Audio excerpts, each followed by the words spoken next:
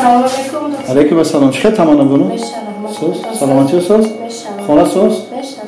Salom alaykum odamlar. Shikolarona ko'rsada. Yerda odam omada بود پوشیده بودم. Chi o'tishon? گفتم از میان بیشتر کنم. Bo, ma majlis dardam. Bo, majlis.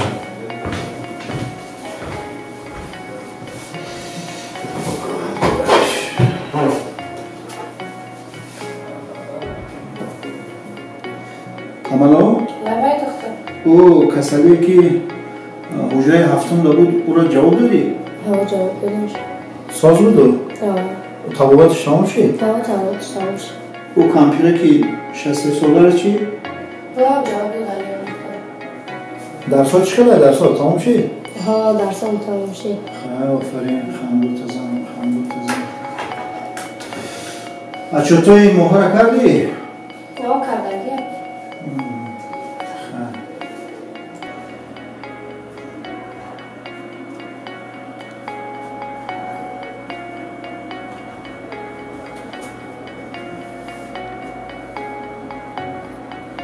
ها تینجا که؟ السلام.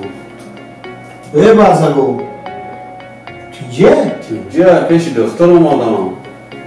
وای همشیره شوکت دختری کلان میام.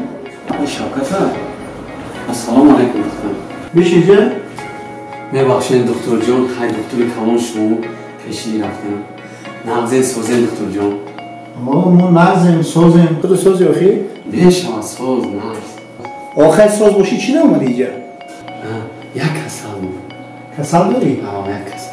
معلومه آدم ایسا خودی رفتار نمیکنه. خیلی کسل تا گفت زن چی کسل داری؟ دکتر جان هر باری کار میکنم. هر باری کار میکنم از باری میدارم. لیکن سگ باری خراب. چیکار کنم دکتر جان؟ سگ باری خرابی؟ از باری میدنی؟ هر باری کار میکنی؟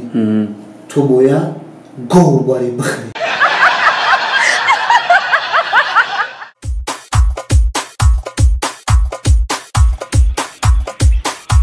بازی کردی؟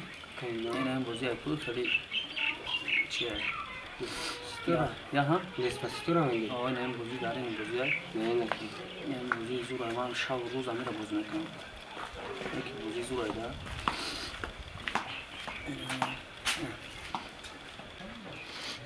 اوه یگم فساس. یگم دستگیری کند. همه اولادام با هم قشلق داشته استیم. اولاد. السلام علیکم. و علیکم سلام. یگم دستگیری کنتون. چی دستگیری اکا؟ یگم خیره یگم دستگیری کنید. توجیکی؟ اولاد. اولادی. چند سمت بتونم؟ یگم خیر کنتون. ناامید کردن خوب نیست.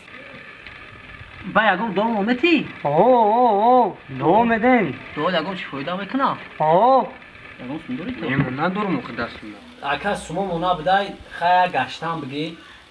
دو تا جام کاکا. با بیا یگم دو شام میگیریم نسوشا. بیا پریکول نکنتون. پریکول نکده سیم اکا. خیلی نو خونه را اکا. خونه بای بابای. میتیات سومد میتیا.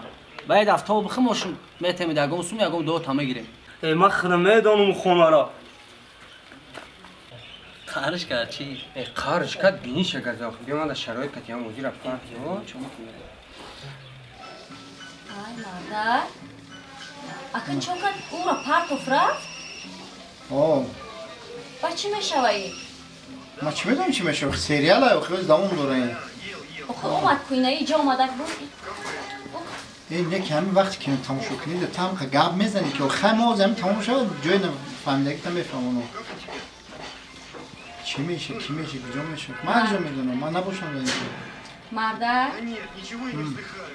امی دخترچه رو میدونی مکتب سفره؟ آخی این روز مکتب رفته بودم. همون مکتبشون تیاتر می اومده. بلیت تقسیم کردیم. پولی بلیت گفتستیم. بسیار خوب نکی سرش دکنه دیگه. پولی مکتب، پولی دفتر، انا پولی تیاتر و هیچ خیلی مکتب خونیه. اوخی مردک همون وقتی در خود موندم تیاتر می اومد میرفتیم تماشا میکردیم. خیلی اون چیزی تربیوی داره اوخی. خیلی رفتن گیره من آزیم همسایه غر کرده گذاشت کو بارتوای داره کو سفر با یگان روز میگم پول کردنی امورم جمع کنه شکسته کردن پول امورم تی خیر که مردک مکتب دیگره این ماشین او دیگره همین یک فرزندم یک دخترچه دارم نخوام یک بلیت بده یک خب کی چند سومی بوده این پول بلیتاشون خیر که همون 10 سومه هم 10 سوم زیاد نبوده گیست 10 سومه که این سیرکه نه تئاتر سیر نیست این خیلی نمایش میتونه ها نمایش هم خیلی تربیویه سپیتاکل ها سپیتاکل فایده چای اولاد یگم کساس این که با این پلیسی بیتای پول او گزن چه نشمو نه این اولاد گفتسته اولاد یگم کساس بچه تقایی تقایم نه آخی جوگی ها کورا دروازه اولاد یگم چی خیر کنن نشکنی دروازه را آزی خیر میکنیم رز نک درک شو اولاد یگم کساس اولاد السلام علیکم خواهر جان یگم چیز خیر کنیتان در کسب کارتان برکت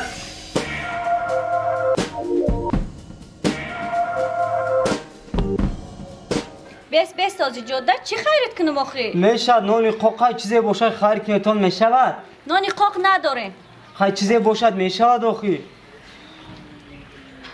مهیم نخو خواهر جانم یک سامان با چی میخواستی 1000 سامان بتیم تا؟ آخه 20 ماه 30 ماه دید آخه دای من گارانتی دارد ها 20 آه ای کجا ما 20 سامان میآورم ما دعا میکنم خدا خواهد بای و بدولت میشین سرفرزند میشین گارانتی داره ها خواهر جان بای بدولت میشن این خیلی کی باشه خودتون یا دعا کنین که بای بدولت شوین همین طلبندگی رو بس کنین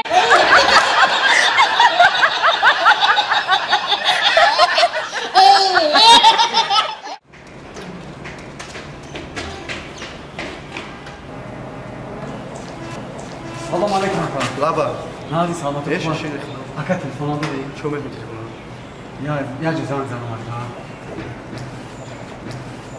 شو چیکار تا راه تیز گاوزن جزان زن همین رادیو زنگ چاله دو وقت نمیره